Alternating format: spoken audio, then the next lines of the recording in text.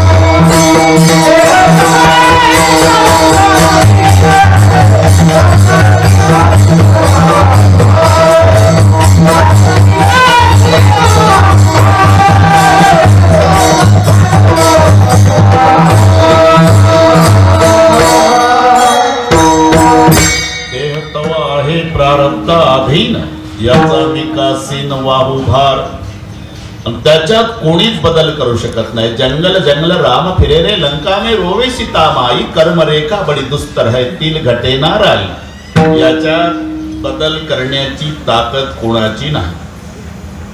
ते त्याप्रमाणे आपल्याला भोगावंच लागतं. म्हणायचं असते मरण आलं, मरण तिथंच आहे, ज्या पद्धतीनं आहे, ज्या ठिकाणी आहे, ठरलेलं आहे, त्याच्यात कोणीच बदल करू शकत नाही. मराठी भाषेत भाऊसाहेब म्हणतात लोक, मरण आलं. अरे येईल कशाला? दौंडला एसटी केली गुरुजी, 50 वारकरी बसले, 50 लोकांनी एसटी केली. पंढरपूर ज्ञानबा तुकाराम भजन करीत चालले. रमत रमत 4 तासांनी एसटी पंढरीत पोहोचली. दौंडवरून स्टँडवर थांबली. मग दौंडचे वारकरी एकमेकाला, उतरा पाटील, पंढरपूर आलं. अरे ते सोलापूर जिल्ह्यातच आहे, ते कशाला आलं? हे दौंडवरून गेलं. मराठी 4 तास गेलं. 4 तास प्रवास करून गेल्यावर पुन्हा म्हणतं पंढरपूर आलं. तसंच आहे, मरण आलं नाही. 2030 लाच आहे ते. आमचा जन्म 1950चा आहे, 30-50 कडे आलं नाही. आम्ही 80 वर्षे वाटचाल करून 30 पर्यंत गेलो. म्हणजे विधी लिखित आहे, त्याच्यात कोणी बदल करू शकत नाही. आयुष्य कोणी कोणाला उष्ण देत नाही, हिसकावून देत नाही, एवढं लक्षात ठेवा. जेवढं आहे उदंड आयुष्य लाभो, उदंड आयुष्य. अरे एवढी ताकद तुझ्या आशीर्वादात असती तर मग तुझेच लेकर का मेले असते. आयुष्य लाभो दुसऱ्याला, तुझं तर पोर मेलं परवा. हे एवढं सोपं आहे. एक श्वास सुद्धा आम्ही जास्त घेऊ शकत नाही नियोजित आयुष्यातला, एक श्वास हे ठरलेलं आहे. म्हणून आयुष्य संपल्यानंतर डॉक्टरची लाईन उभी करा, नाही जगणार. आयुष्य उरल्यावर त्याला रोगोर पाजा, बाजू नका नाही मेल्यावर पुन्हा वकील साहेबाला फोन कालचे बुवा म्हणून ते मेलं ते असं प्रयोग करू नका सांगतो. आयुष्य उरलं ना, ती मुंबईतली गोष्ट 2 मिनिटात सांगतो. ते वैतागून गेली बायको, धुणी भांडी करायची बिचारी, 2 लेकरं कसं तरी भागवायची, हे 3 वेळा दाबून जेवायचं पत्ते पुढायचं दिवसभर. ती म्हणायची अहो काही लक्ष देत नाही प्रपंचात, मी 2 लेकरं आहे, मुंबईतला खर्च आहे, तुम्ही कसं काय कटकट लावली ना आत्महत्याच करीन. घाबरून जायची बिचारी. तिला वाटलं आत्महत्या केल्यावर मग काय. आता 1 वर्षाचा काळ गेला, त्याचे तेच शब्द, आत्महत्या करीन आत्महत्या करीन. दिवाळीला 2च दिवस होते गुरुजी. पहाटे 4 वाजता बायको म्हणाली घरात धान्याचा दाना नाही, लेकराला कपडे नाही, दिवाळी 2 दिवसाला तुम्ही काय लावली का कटकट, आत्महत्याच करीन. आता वर्षभर ऐकत होती ते, जाय कर आत्महत्या. ती वैतागली. आता गेल्याशिवाय लग्न करायचा. गेलं हे उठलं 4 वाजता पहाटे मुंबईच्या उड्डाण पुलावर आलं वकील साहेब. म्हणला उडी टाकून डोकं फोडूनच मरतोय, म्हणला जातच नाही घरी वापस. टाकली उडी टाकली, पण खालून भाजीवाला भैया चालला होता. चपट टोपलं, पुला खालून चाललं होतं, चपट टोपलं. त्याच्यात मेथीच्या भाजीच्या जोड्या, कमळाच्या फुलाच्या पाकळ्या असतात तशा व्यवस्थित लावलेल्या, माय लुगड्याच्या पदरात लेकराला घेत तसं टोपल्यात पडलं हे आत्महत्यावाला. नाही मेलं, 42 फुटावून पडलं पण नाही मेलं. तुम्हाला नवल वाटल विनाकारण भाजीवाला मेलं. त्याला कल्पनाच नाही 70 किलोचा बोजा 42 फुटावून पडला भाऊसाहेब, मुंडकं मोडून गेलं हे टोपल्या. बरं ते घरून सांगून आलं होतं मुलांना, काय करू नका रे, आज जेवढ्याची भाजी विकल्या जाईल तेवढ्या ते फटाके आणतो म्हणला पोरांना. पोरं खुश होती, पप्पा फटाके आणतात. ते पुलाखाली मेलं. याची बायको खुश झाली, कटकट गेली, दुपारच्या जेवणाला घरी गेलं.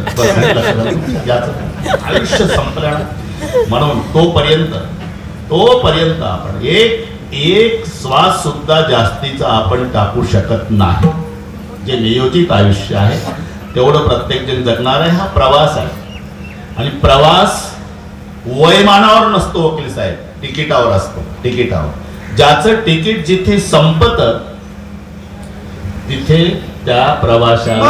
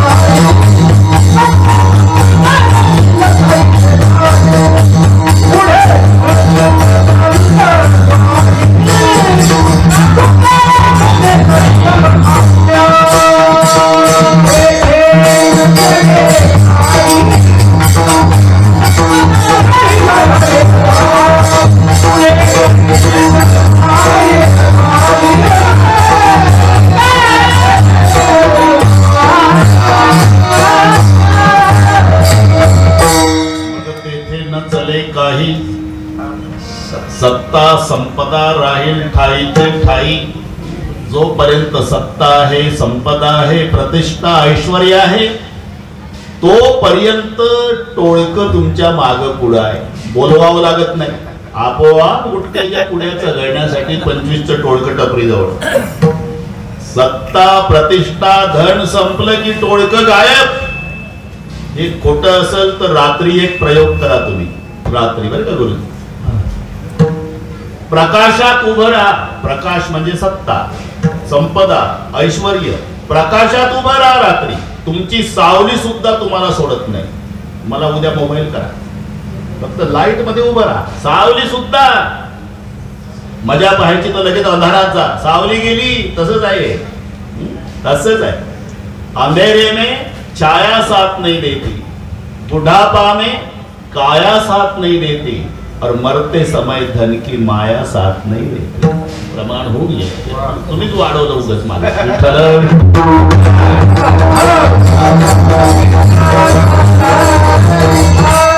हे दोन काळ म्हणजे एक माध्यान्ह काळ आणि एक अंतकाळ. हे दोन काळ साजरे करण्यासाठी दोन घटकांची गरज आहे वकील साहेब. अर्थ आणि परमार्थ. शब्द जवळ जवळचे आहे. अर्थ तो माध्यान्ह काळासाठी आणि परमार्थ अंतकाळासाठी. जिथे अर्थ आहे त्याचा माध्यान्ह काळ साजरा होतो. श्रीखंड, बासुंदी, लाडू, गुलाबजाम, बटाटा वडा, कांद्याची भजी, पापड, लोणची, बालुशाही, मालपोहे, 42 पदार्थ का अर्थ आहे. पण केवळ माध्यान्ह काळ साजरा करणे हा पुरुषाचा पुरुषार्थ नाही. आणि जर माध्यान्ह काळ साजरा करणे हा पुरुषाचा पुरुषार्थ म्हणावा तर मानव आणि पशु यातली लक्ष्मण रेषा पुसावी लागेल. कारण त्यांचाही माध्यान्ह काळ साजरा होतच आहे. फक्त जेवणामध्ये फरक आहे. जेवण करीत नाही असा जीव जन्मालाही आलेला नाही. बेंडूक म्हणजे चिखलाचा भोगता, शिरसाम्रक्ता, गोचिड झोंबे, कावळ, ढोपरा, कंकर, तित्रा, राजहंस, तारा, मुक्ता, फळे, मालाची ते पेटे वाहतात उंटे तयाशी तो काठी भक्षावया, सुकरासी विष्टा, माने सावकाश, मिष्टानाचे त्यास काय गोडी, स्वानाशी भोजन दिले पंचामृत, तरी त्याचे चित्त हाडा, तरी त्याचे चित्त हाडा.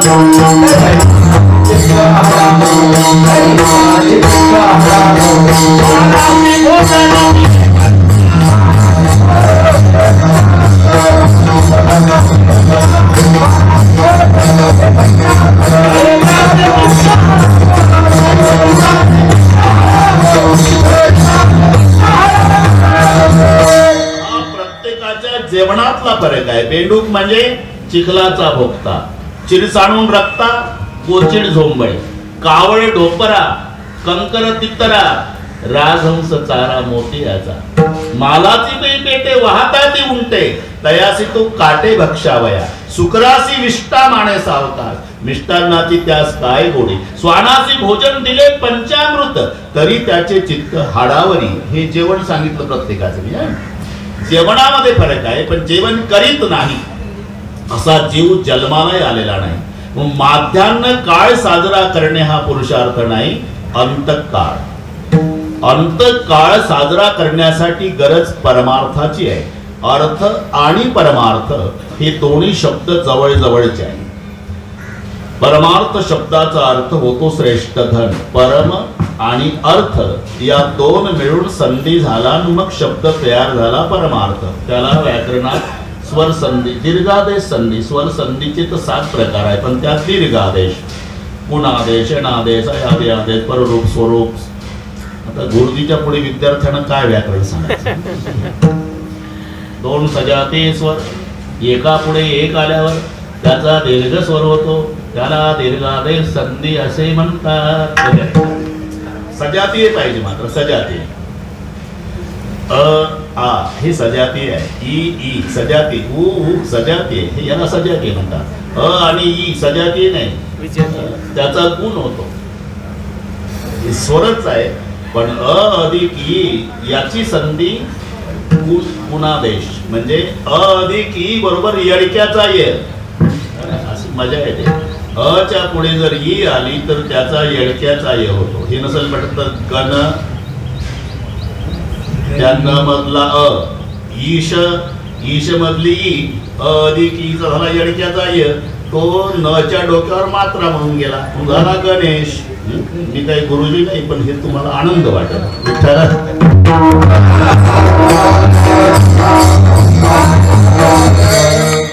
अधिक उचा ओ होतो, पण हे सजातीय पाहिजे.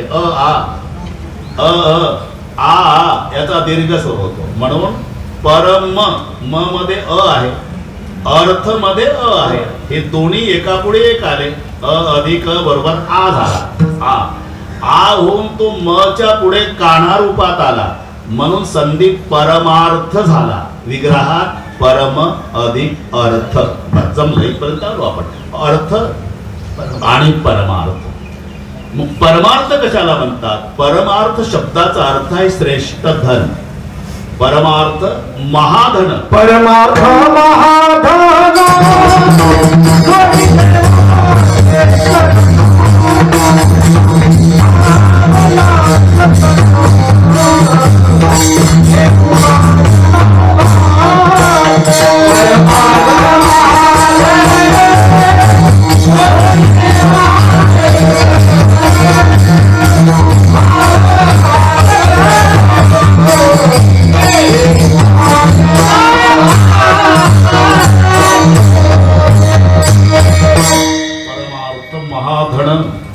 देवाचे चरण जोडले हे नसरे धन. अविनाश आनंद घन. दास सगळे आहे अमृत मूर्तीस मधुसूदन समचरण देखले. आपलं लागू पुरतं घेत जाऊ. सगळे अभंग म्हणत बसल्यावर कीर्तन झालं बाजूला. लागू पुरतं घ्यायचं. विठ्ठला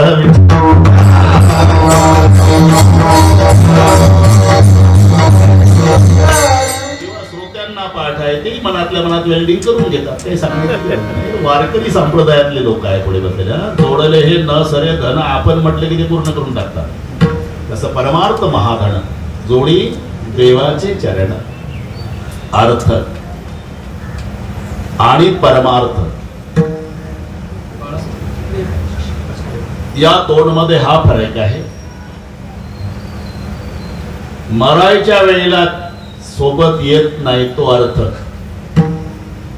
परिवाराने नाही गावकऱ्यांना नव येऊ देण्याचा प्रयत्न मरायच्या वेळेला केला तरी आपली संगत सोडत नाही तो परमार्थ. मध्ये हा फरक. तुम्ही कितीही प्रयत्न करा तरी सोबत येत नाही भाऊसाहेब, त्याला अर्थ म्हणतात. किती प्रयत्न करा, नेण्याचा प्रयत्न करा, नाही काही नाटक करतील रडणारे. बरं का गुरुजी, माझं खोटं असं तर मरून पाहतो. होतात डेड बॉडीच्या वाजता बापरे बाप काय प्रेम उचंबवून त्या दिवशी जन्मात तुम्हाला जे चांगलं म्हणत नव्हतं ते प्रेत यात्रेत चांगलं बोलतं. माणूस होता राव, हिरा होता, त्याला अजिबात खोटं जमत नव्हतं. त्याचं ना आपलं जमलं नाही म्हणा. जमल कसं, तुला खरं चालत नव्हतं, हे प्रेत यात्रेत चालतं. हे तुम्हाला चांगलं पाहिजे. मुलगी बसते, मुलगा बसतो, सगळेचे सगळे रडारड चालते.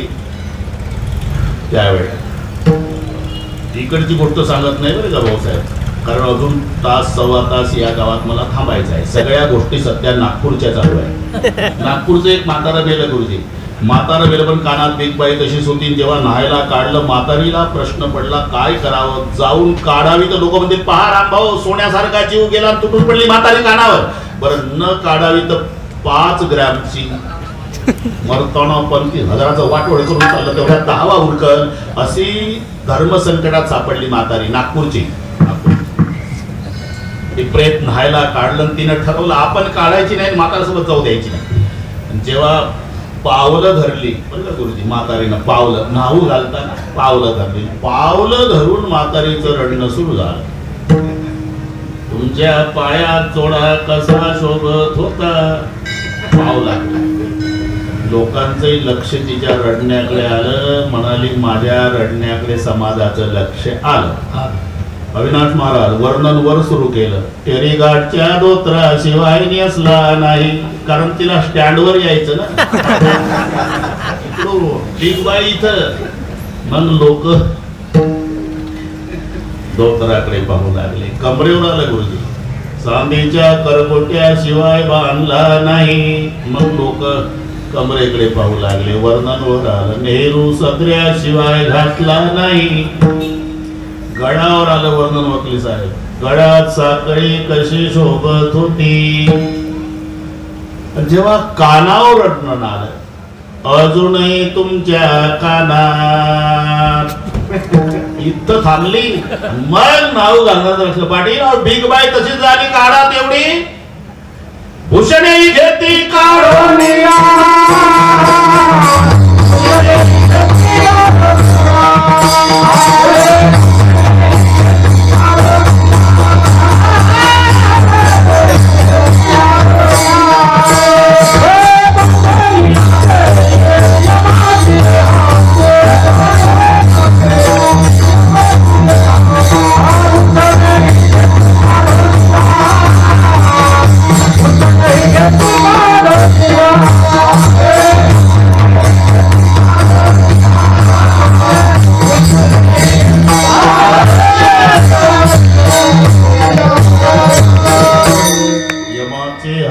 बांधुनिया देते आणि भूषणे घेते काढुनिया.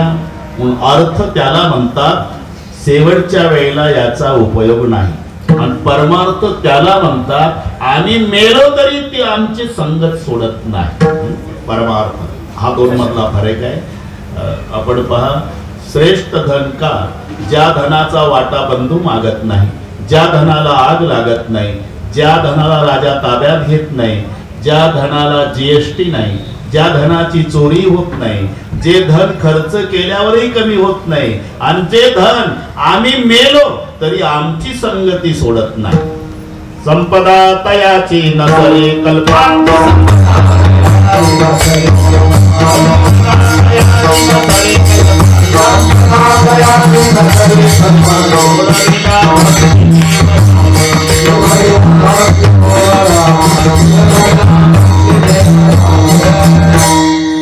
संपदा तयाची न सरे कल्पांती. जोडविला भक्ती देवलाभ.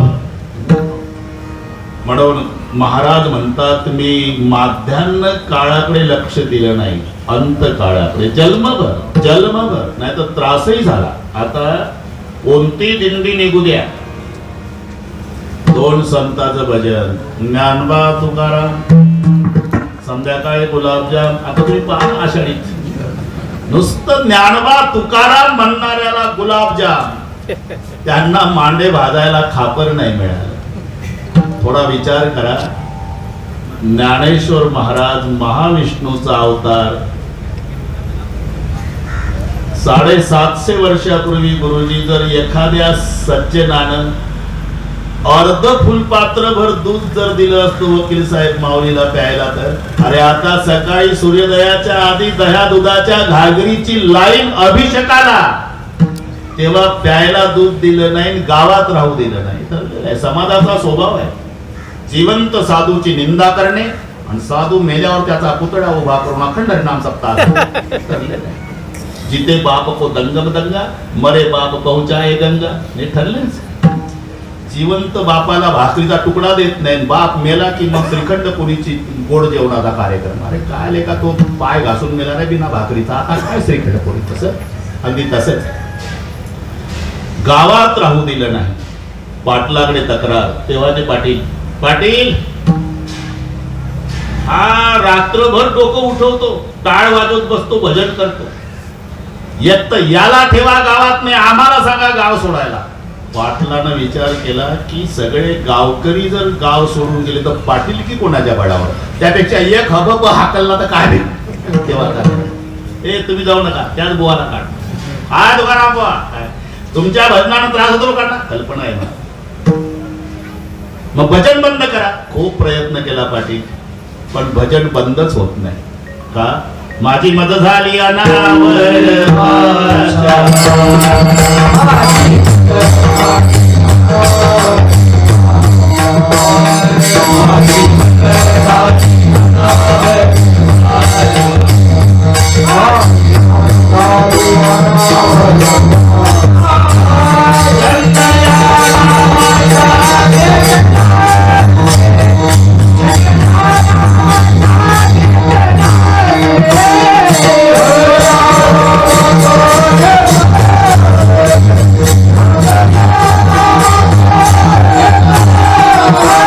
माझी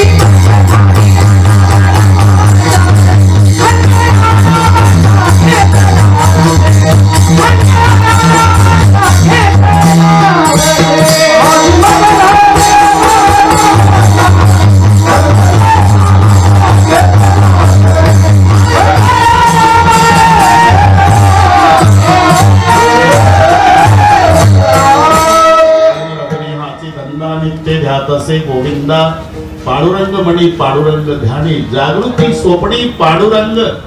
त्याच्या दुष्काळ पडला, सावकारची बुडाली, पत्नी मरण पावली, मंबाजी बुवाणी मारलं, गावात राहू दिलं नाही, भंडारा डोंगर, घोराड्या, भामचक्र. अहो एवढा त्रास तुम्हाला झाला तरी तुम्ही भजन चालूच ठेवलं. त्याचं कारण आहे शेवटचा दिवस गोड व्हावा. मी हे जे केलं शेवटचा दिवस गोड होण्यासाठी. आणि एक लक्षात ठेवा वकील साहेब, आम्ही ज्याला मरण समजतो संत त्याला मरण समजत नाही, प्रवासाचा पूर्णविराम समजतात. आणि प्रवास संपला की माणसाला आनंद होत असतो, दुःख नाही. प्रवासात दुःख आहे. प्रवास कशाला? जिथून जातो तिथं वापस येतो त्याला म्हणतात प्रवास संपणे. कानगावचा माणूस पुण्याला गेला म्हणजे प्रवास संपला नाही. पुण्याहून परत कानगावला येतो, बाथरूम मध्ये जाऊन फ्रेश होतो, ज्या सोफा सेटवरून सकाळी उठून गेलं तर त्याच्याच सोफा सेटवर येऊन बसतं. मग बायकोला म्हणता आमच्या कटकट संपली एकदाची. जिथून सकाळी गेलं तिथं संध्याकाळी वापस आलं म्हणजे प्रवास संपला. तसा आपण जिथून आलो तिथे एकदा जाऊ म्हणजे प्रवास संपणार आहे. आपण लक्षात घ्या. प्रवास 22 वर्षाचा तरुणा बांड पोऱ्या मरण पावला. सगळे गाव रडत होतं, लहान मुलापासून म्हाताऱ्या माणसापर्यंत. गडगंज श्रीमंती मायबाप रडत होते. तिथे भगव्या वेशाचे संन्यासी आले. अरे बच्चे से लेकर बूढ़े तक पूरे गांव वाले रो रहे. बात क्या है? हमारे गांव का इकलौता बेटा माँ बाप को था बाबा, 22 साल का गुजर गया. तो पूरे गांव वाले रो रहे. अहो ते गाव घरापुरतं नव्हतं होते, कोणाच्याही घरी पाहुणे रावळ येऊ द्या, सकाळी पासून हजर राहायचं ते लेकरू. पाहुणे वाटे लावेपर्यंत झोपडपट्टीतल्या गरीबापासून ते श्रीमंताच्या वाड्यापर्यंत स्वतःचं घर समजून वावरायचं. म्हणून आमच्या गावकऱ्याला वाटतं की आमचंच लेकरू गेलं, म्हणून लहान मुलापासून म्हाताऱ्यापर्यंत सगळे रडतात. अरे आप इतना रो रहे तो माँ बाप को इकलौता था, तो माँ बाप की क्या दशा. तिथे जा ना बाबा, इथं काय बरोबर का, तिथं जा. ते माय बाप डोकं बदलून रडतात. ते तिथे ते संन्यासी आले. क्यों रो रे बाबा? बाबा इकलौता बेटा शादी भी नहीं हुई, 22 साल का गुजर गया. ऐसा बुरा मत बोलो.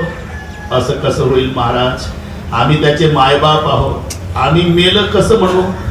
डॉक्टरनी तपासलं, नाकाला कापूस लावला, 3 तास झाले कापूस उडत नाही, तरी साधूचं तेच. ऐसा बुरा मत बोलो. अजी गुजर गया. अरे ऐसा बुरा मत बोलो. वो सोया था जमीन पर, आप कहते हो गुजर गया. वो था अपने सफर में, आज अपने घर गया. मी साधूची व्याख्या सांगतो. आम्ही ज्याला मरण समजतो, साधू त्याला प्रवासाचा पूर्ण विराम समजतो. लक्षात. किंवा दुसऱ्या भाषेत गुरुजी माहेरा जाणं समजतात. तुकोबारांनी सर्वांना सांगितलं आपुल्या माहेरा, आपुल्या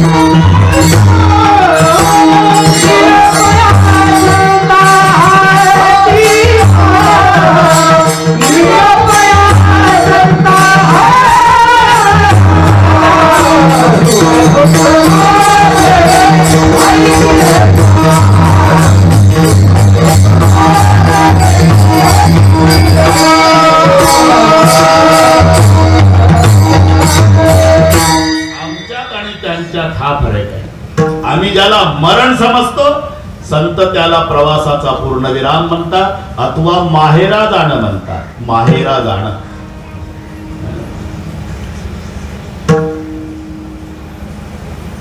ते कबूल केलं होतं आधीच बरं का. गुरुजी तिथं थोडस वाढतं पण संदर्भ देतो. कार्य संपलं, अभंग अपूर्ण राहिले, नामदेवरायाचं आयुष्य संपलं, वैकुंठाला गेले. अगदी थोडक्यात, काळजी करू नका बरं का अविनाश महाराज, थोडक्यात वेल्डिंग करून देतो. आणि तिथे आठवण करून दिली देवानी, नामा बोला देवा, नामा होता वैकुंठासी, देव विनवितयासी. अभंग अपूर्ण आहे ना, जावं लागेल तुम्हाला. ठीक आहे देवा, पण कुठे जाऊ? देहू नावाचं गाव आहे, तिथे बोल्लोबा मोरे नावाचे सद्ग्रहस्थ आहे. बोल्लोबाचा पुत्र होणे आज्ञात येत नारायणे. ठीक आहे देवा, जातो पण एका अटीवर. ते बाकीच्या प्रिययात्रा निघतात ना, राम बोलो भाई राम, राम नाम सत्य है, सत्य बिना गत नाही, ती भानगड चालणार नाही. मग घ्यायला तुला यावं लागेल तर जातो, हे तिथे कबूल करून घेतलं. आणि म्हणून नामा सोडून वैकुंठा, नामा सोडून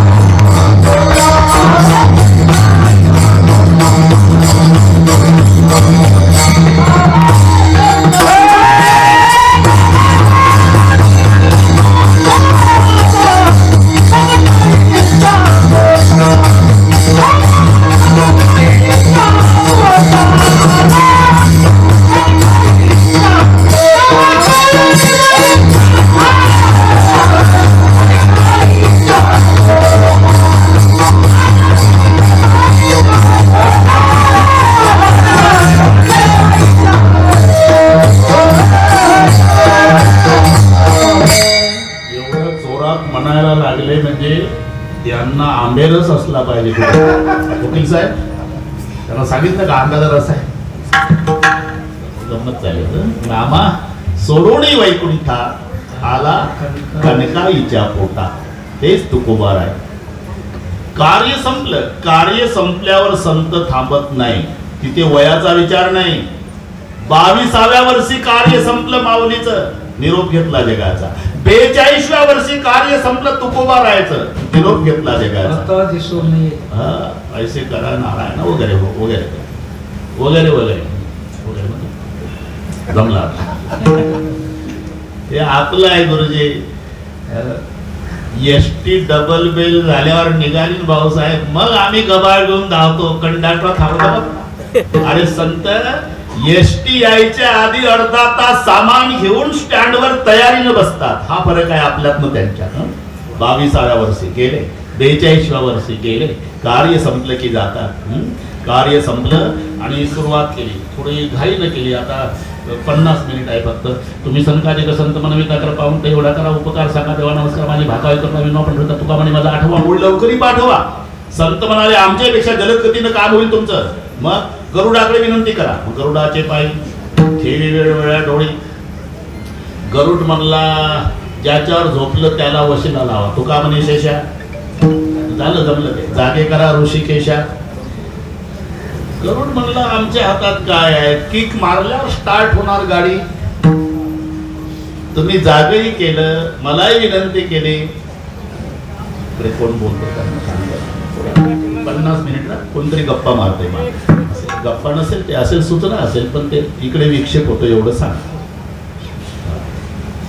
ते त्यांना नसेल कल्पना, ते त्यांच्या त्याच्यात असतात, पण ते त्यांचं बोलणं इथपर्यंत येते. विनंती करा, विनंती करा. विठ्ठल विठ्ठल.